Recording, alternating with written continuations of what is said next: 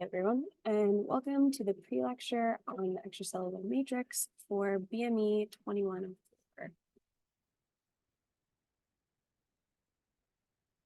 Okay, to start, the extracellular matrix, or ECM, as we often call it, is a collection of proteins and carbohydrates that form a matrix in the extracellular space around the cell. This extracellular matrix provides structural integrity to tissues and makes up the niche or local environment for the cells in our body. There are a few examples of cells that don't reside within ECM, such as circulating immune cells in the bloodstream. But for the most part, every cell in our body will reside in and be surrounded by an extracellular matrix. Different tissues in our body have different ECM composition, and these can be known by other names such as connective tissue, interstitium, and basement membrane. So we'll go over all of these in the main lecture. What we're going to talk about today in this pre-lecture is what are different components that make up the ECM, and we'll go over a few of these, such as structural fibers, including collagen and elastin, and then we'll cover proteoglycans, which along with the extracellular fluid form a hydrated matrix, also known as a hydrogel. In the main lecture, we'll cover more components of the ECM, including adhesion molecules that cells use to link to the ECM, a little bit more about hydrogels, as well as our disease topic.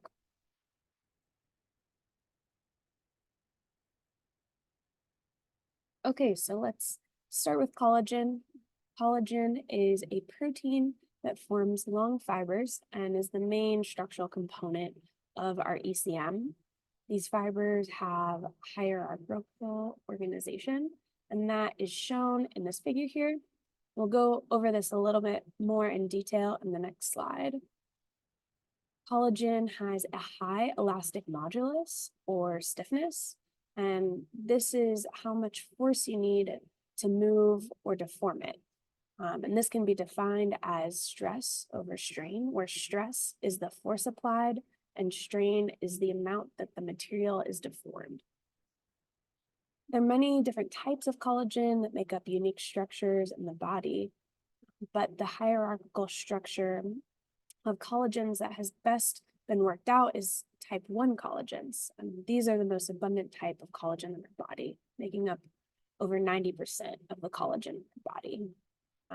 These type 1 collagens are a major constituent of tendons, as well as other types of collagens. And tendons are the tissue that ties muscle to bone. In the top right here, we have an electron micrograph of what these collagen fibers look like. So you can see they look fairly wavy. They're all interspersed, and they make up a lot of these support structures. So a little bit more about the hierarchical organization of collagen and how it's assembled. This process is interesting because it begins on the inside of the cell, but then most of the final steps take place extracellularly. So the first step is the expression of the precursor collagen chain. So once this protein chain is formed, it is inserted into the endoplasmic reticulum and targeted for secretion. In the endoplasmic reticulum, there is self-assembly of these precursor chains into this triple helix structure, which is pretty well known in collagen as a structural component.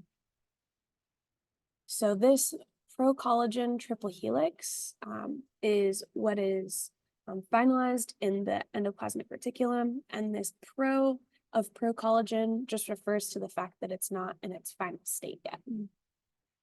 So from the endoplasmic reticulum, the pro-collagen is targeted for secretion into the extracellular space. And once it's in the extracellular space, there are enzymes called pro-collagen peptidase that cleave the N and the C term ends of this triple helix. We'll talk more about enzymes in the lecture on Thursday, but for now you can just think of these enzymes as proteins that perform a specific function through catalyzing a chemical reaction. These collagen molecules are then assembled into fibrils, and this structure here gets rolled up to form these thin rope-like structures. So this is what it looks like rolled up. This is what it looks like unrolled for one fibril. These fibrils get bundled together and produce one big collagen fiber, as shown in this schematic here. The light pink and the dark pink stripes in this collagen fiber illustration are referring to the alternating overlaps that you see between these collagen fibrils. If we look at what this appears as in an electron microscope, you can see if you squint and look very closely at the collagen shown over here on the left side, that this pattern shows up very faintly, and it's a little bit more wavy than it looks in the cartoon diagram. So if you take these collagen molecules out of the body, they will self-assemble into these fibers just as they do in the body, but truly in our tissues, there are many post-translational modifications that further stabilize these structures. One example of this is the modification of proline to hydroxyproline. So this is a hydroxyl group added onto the side chain of proline. And this is done by the enzyme prolyl hydroxylase in the endoplasmic reticulum.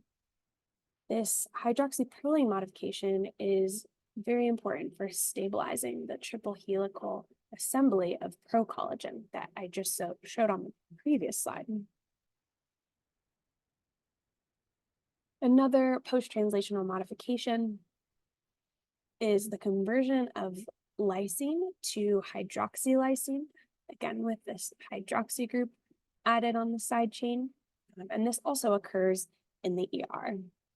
This creates a site for something called O-linked glycosylation, and this is the addition of sugar molecules to hydroxyl-containing amino acid residues.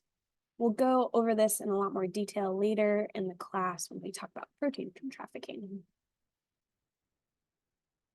Okay, so both of these modifications are important for stabilizing the collagen triple helix assembly at physiological temperatures, and these occur both in the endoplasmic reticulum. Interestingly, both of these hydroxylases, or enzymes that add the hydroxyl groups, are dependent on ascorbate for this reaction. And ascorbate is also known as vitamin C. So this is acting as a cofactor for this enzyme. So if you don't get enough vitamin C, the result is the disease called scurvy, and the pathogenesis of scurvy is largely driven by collagen malfunction. So the failure for these collagen fibers to properly assemble and be stabilized. And this leads to loose teeth and bleeding skin, many other manifestations of weakened connective tissue.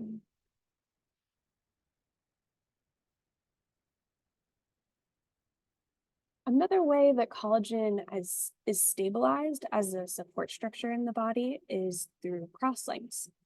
So once it's secreted and outside the cell in the extracellular environment, we have the formation of covalent bonds between adjacent collagen molecules in a fibril, and we call these crosslinks. These occur between lysine residues, as shown here on the right. So first, these lysine residues are catalyzed by the enzyme called lysyl oxidase. We can also call this a LOX enzyme. And these lysyl oxidases, or LOXes, convert the primary amines on the end of lysine to these aldehyde derivatives, or that contain this carbonyl group. You'll notice that this reaction is dependent on the presence of oxygen, which is made possible by the oxidizing environment of the extracellular space. If For those of you who've taken organic chemistry, you'll recognize that this carbonyl group on the aldehyde derivative is a hot electrophile, and so this will then react rapidly to form aldol crosslinks, which is shown here in the bottom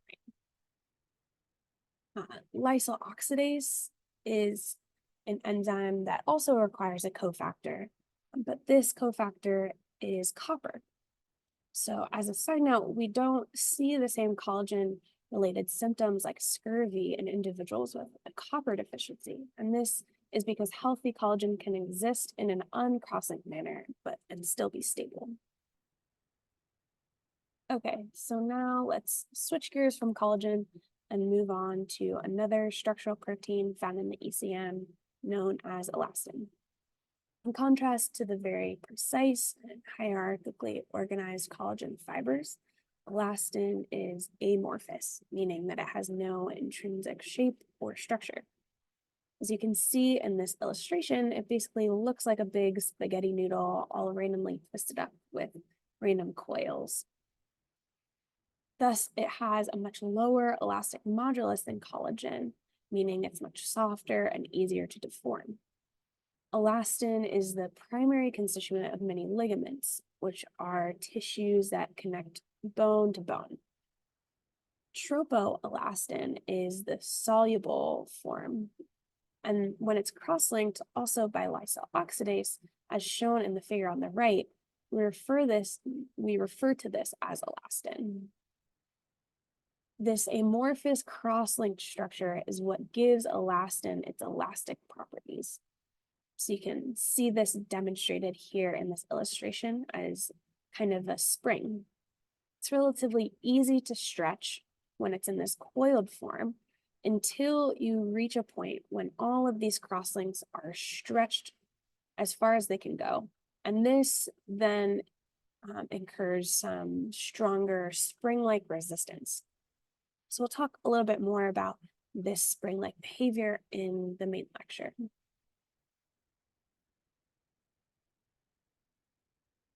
The next component of the ECM that we're going to talk about in this pre-lecture is proteoglycans. So proteo just refers to a protein, and glycan means sugar. So these molecules consist of a protein core that is covalently modified by glycosaminoglycans, or sugars with an amine modification.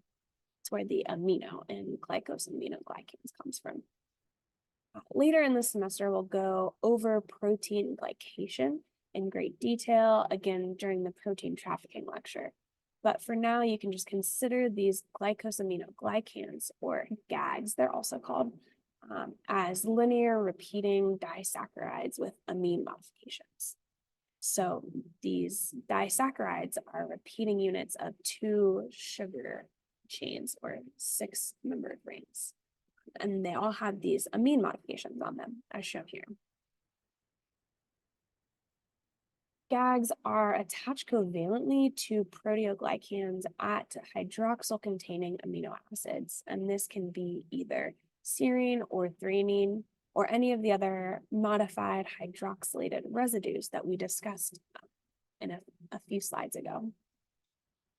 The disaccharide part of GAGs is a repeating 2-sugar pattern, as shown here again, and these are 3 of the most common glycosaminoglycans. This is chondroitin, keratin, and hyaluronate. When we describe proteoglycans, we use kind of a bottle brush analogy because they have a relatively small core protein that's surrounded by these large brush-like structures of the GAGs. These GAGs are often sulfated or have sulfur groups. And this sulfation allows a lot of different binding. But regardless of sulfation, they are always negatively charged, and this creates a highly hydrophilic molecule. So these brush-like hydrophilic molecules will spring away from each other due to repulsive forces from their negative charges. So they're definitely not tightly packed as we saw the collagen fibers are. In particular, you might recognize hyaluronate, as it's often advertised on the bottles of many skincare products because this highly hydrophilic molecule helps retain moisture in your skin. So when these proteoglycans are packed into the ECM at high concentrations, it creates a soluble matrix that can be compressed a bit, but then springs back because of those repulsive forces. This compressibility and springiness creates a really good cushion. So where might we see this in the body? Cartilage could be one example, and because this is a tissue that provides cushioning for our joints and other parts of your body. There are other functions of proteoglycans, though, because they're so hydrophilic. So they hold on to a lot of water really well, and this reduces the hydraulic conductivity, or the amount of water that can flow through a tissue. In addition to this resistance to compression and the resistance to bulk water flow, they also bind a lot of soluble cations due to their negative charge, as well as growth factors. So growth factors are signaling molecules that can influence cell behavior in many ways. And this binding can act as a sink for certain soluble factors, sometimes creating a reservoir for growth factors in the vicinity of the cell that is releasing them. So proteoglycans can have both mechanical and biochemical roles in the ECM. Okay, that is all for now in the pre-lecture. So in the main lecture, we'll go into a little bit more detail about these components. We'll talk about the adhesion molecules that link cells to the extracellular matrix and many other things. So thanks for watching, and I'll see you in class.